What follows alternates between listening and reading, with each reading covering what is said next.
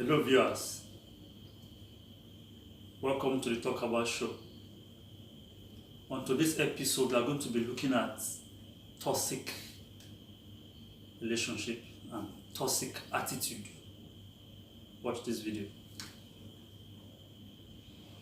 In today's video, we're going to be talking about toxic people and how to know if you're dating one. So I have 5 ways that I've thought about that really indicate someone is poisonous for your life. The first one, in an argument, they look to inflict damage, not solve problems. I always think that one of the defining factors of a successful relationship is when 2 people come together to solve problems, not to argue. That doesn't mean they never argue. It just means that when they do talk about things, they're always trying to problem solve and trying to figure out what's the best solution. When you date a toxic person, generally speaking, they try to inflict damage. They're not trying to solve problems, they're trying to protect themselves. I always think about it like scorpion mode. You get near a scorpion, it gets afraid and it stings you. And you'll also find, by the way, that when you're doing something that makes them feel insecure, let's say you're going out in the evening and it's something that maybe they're not invited to, maybe this is just something you're going to on your own. If they're feeling insecure about it, they won't come to you with that vulnerability. Instead, they'll make it a fight and then go to one-upmanship or revenge. So now they'll go out, but it will be about one-upping you, doing something that will make you even more jealous than they feel right now. Again, it's about inflicting damage, not about solving problems. Number 2, they treat everything like it's an attack.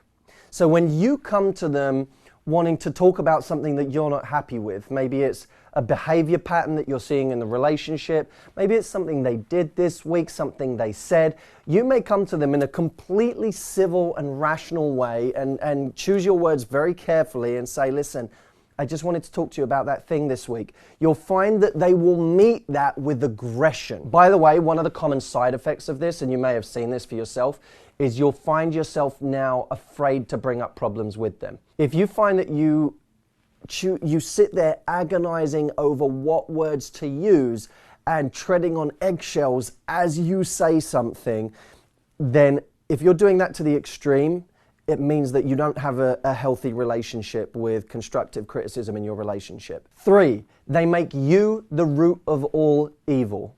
So whenever there's a problem, whenever there's something going wrong, they will always make it about you and your problems and what you're doing wrong and why you don't understand it. So now, instead of admitting that something is actually their fault, that they need to change something, they'll make you the problem. They'll convince you that the problem is coming from you. And this is one of the really insidious parts of dating a toxic person, is that they become very good manipulators.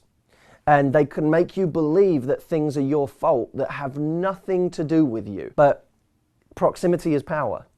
So whoever you spend the most time around in your life, you will find that they will have an effect on your belief system that you don't even give them credit for. I don't care how strong your frame of reference is. I don't care how strong your confidence is. Those comments, those accusations, their belief systems will eventually get through. We become our peer group, right? Whoever we spend the most time with. And your ultimate peer group is the person that you date because you spend the most time around that person. So remember that proximity is power. And if you let someone too close and they keep affecting you and telling you that things are your fault, even when they're not, you'll begin to believe that and it will erode your confidence over time. Number 4, they'll show you the most love when you're hurt. One of the common patterns in toxic relationships is that toxic person they'll accuse you of things, they'll cut you, they'll hurt you. And when you're on your knees, crying, begging, when in that moment where you're at your lowest ebb and they realize that they've been able to break you, then they'll switch.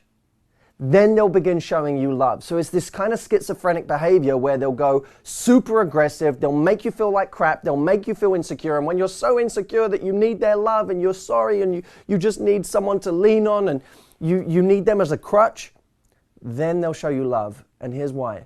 Because at that point they feel like it's safe to do so. Because in the moments where you're feeling strong, they're feeling weak.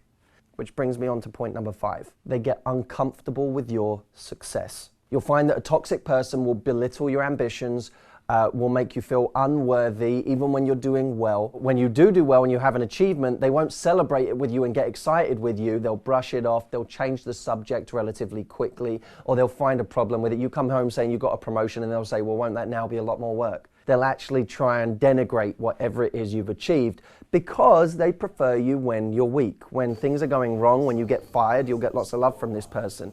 But when you get that pay rise, or when you go and start that new business, or when you do anything that could threaten them and the relationship because they perceive you to be pulling away from them or getting stronger or needing them less, all of a sudden they get vicious, or they just get detached, because there are two ways people go. Some people get aggressive and vicious and say, you don't care about me anymore. They go down that road. You're doing all of these things now. You don't care anymore. They try and make you feel guilty. Or they just act like they don't care anyway. And you'll find that they get distant from you when things are going well. They start spending more time with other people, giving more love to other people, and giving less love to you. So this video isn't about coming from a high and mighty place and us looking at toxic people and saying there's something wrong with you. Oh, I realized you're the problem, not me. It's not that we're perfect and they're not. We're not perfect. And that's the whole point. In a relationship, we come with imperfections, we come with flaws, we come with insecurities and wounds from previous relationships, from our parents, from experiences in our lives, from our failures and our tragedies. When we come to a relationship, in some ways, we already come as scratched goods.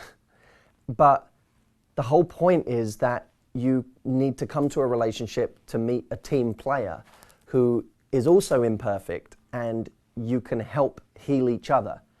You can't heal each other, of course. That's something only we ourselves can do.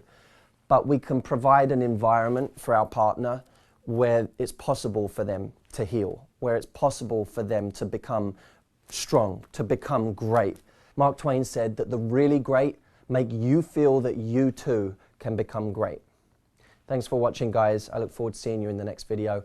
Leave a comment, let me know what you thought of this. I'd love to hear about a situation where you know that you need to remove yourself from a situation like this, or you need to deal with it differently. And by the way, you'll find that this video doesn't just apply to someone you're dating, it also applies to colleagues, bosses, friends, family. These are rules that can apply across the board in our relationships in life, and they're very important to have a check on. So appreciate you being here, love you, I'll see you soon. If you find this video very interesting, please like and share. Follow us on all social media platforms, Instagram, Facebook, and Twitter. Thank you.